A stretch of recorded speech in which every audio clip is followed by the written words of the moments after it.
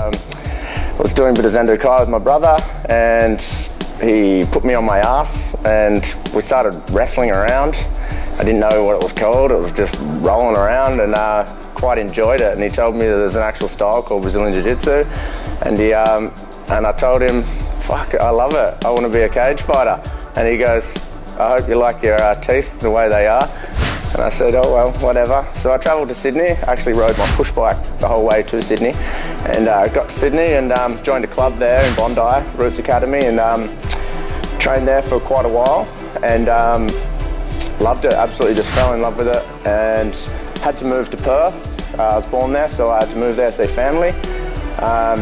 And I got into a gym, FFC, Fitness Fight Centre in Northbridge, with Ron Parr and Brian Ebersole.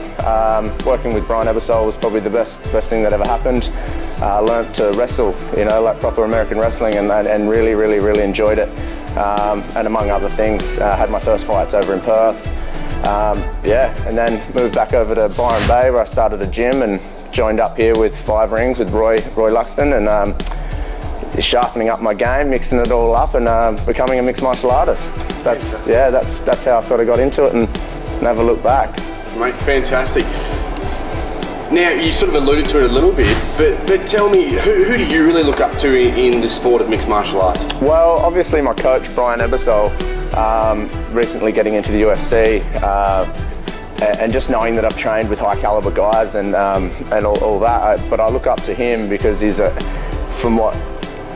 he might be a bit of a show pony and everything, but if you know Brian Ebersole himself, he's a very humble guy, and I've learned a lot from it in terms of diet, nutrition, all that stuff, and just being a humble person and not being an Aussie yobbo, you know, like you see these guys out there and they're just a bunch of wankers, to be honest.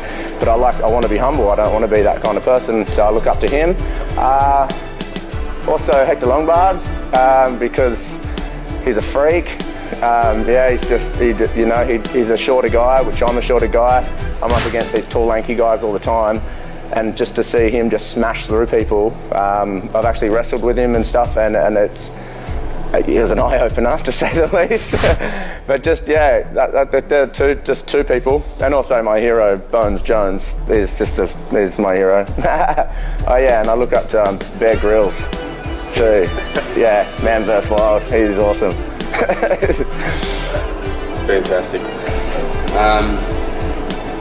Now, what do you know about Dan Pauling? Have you looked at any of his fights? Yeah, I've seen like one of his fights, I think, on YouTube. All I know is he's tall, skinny, and they're the hardest guys to fight in my book. You know, in my head, they're got that range, and they're just like, you know, they're little pretzels. They can just tie themselves into knots, and well, you know, that's right, I can untie him and beat him up, don't worry. But it's, I don't know much about him. I know he's a young guy, and I've lost to young guys before, and so I don't ever, you know, I don't put that aside at all. I know he's going to be tough, I know he's going to be well prepared, mentally, physically, and skilled. Don't really want to be in his guard, I know that much. So what would it mean to you to be able to have that belt for real? Look, mate, this means too much to me, man. It really does. Like, I've had 2 years off. Like, I've had, you know, my brother dying, like, my whole fucking life turned to shit.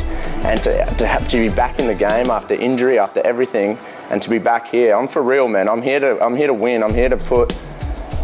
I don't want any question in anyone's eyes. This is my belt.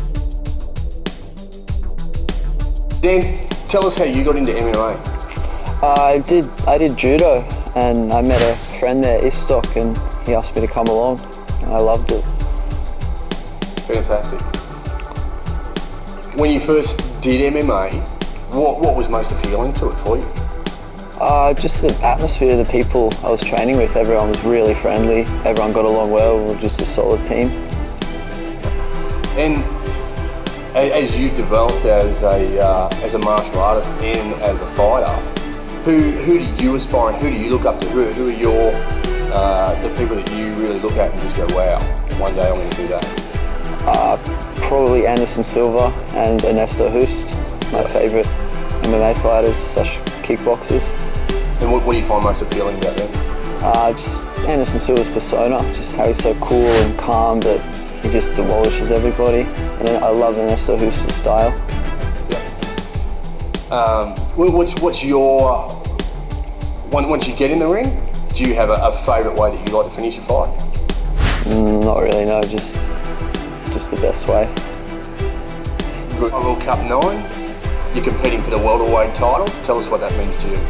It means a lot. It's the next step up in my MMA career, the next level of what I'm trying to achieve.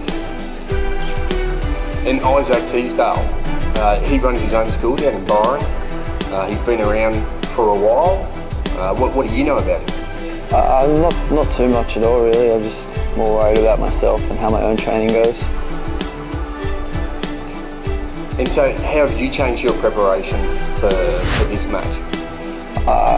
Well, it's a lot more motivation, knowing that it's a title fight. It just pushes you a lot more. So you're at the tender age of just 18. What do you see the future holding for you? Well, I love mixed martial arts. It's my passion. I want to go as far as I possibly can and see where it takes me. So walk us through a standard week for you now in your training routine leading up to this fight. 4 hours a day, just 6 days a week. Sundays, my rest day. Walk us through the lead up to a fight. So on the night, how do you settle your nerves and how do you get prepared to get into the cage? I enjoy being with my friends and other fighters before the fight and just spending time with good people. I like listening to music as well. How do you go with the nerves? Pretty good. The last fight I wasn't really nervous at all. It's getting better. You got some people to thank? Yeah, just everyone I train with, my coaches, my teammates, my sponsors, Throwdown and Planet Max.